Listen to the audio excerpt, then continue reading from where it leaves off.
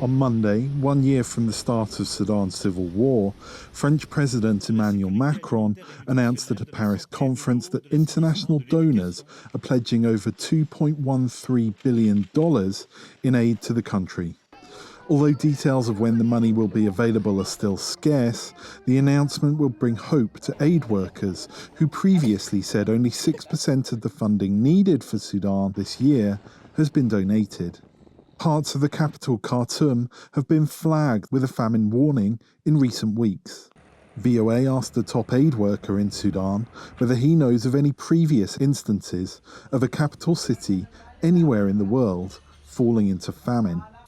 In my experience, I've not heard of it. I spent 7 years in Somalia, and Mogadishu was actually where people went to find relief. Certainly, I think for most people, Somalia is sort of a synonym for a very difficult place to work. I'm finding this to be the most challenging environment operationally that I've ever seen. And as you mentioned, it's getting worse. Aside from the lack of funding, aid workers say they are confronting security issues and a lack of access due to Sudanese bureaucracy. Most large humanitarian organisations pulled out of Darfur last year because of a lack of security. How the new funding will reach where it is needed most is unclear. Adam Rojal is an advocate for refugees and the displaced in Darfur, an area of Sudan that has also received famine warnings. He spoke to VOA via a video call from Darfur. We are seeing problems now, such as hunger and malnutrition, and that's why children are dying daily.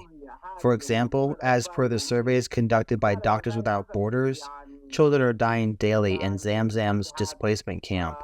Every 2 hours, there is a child dying there.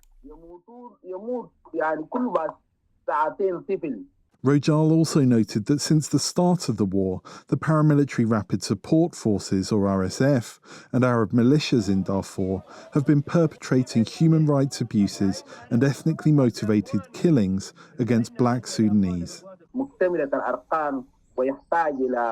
I mean full-fledged crimes that need international intervention and punishment of individuals who have committed such crimes. Justice is needed sooner or later, and those criminals need to be punished locally and internationally. No one should escape from justice. Human Rights Watch says these killings are coordinated.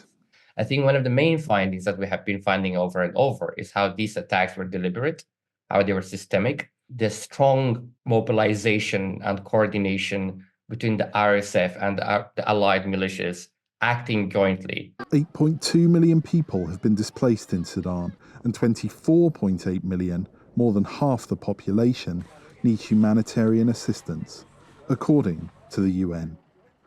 Henry Wilkins, VOA News.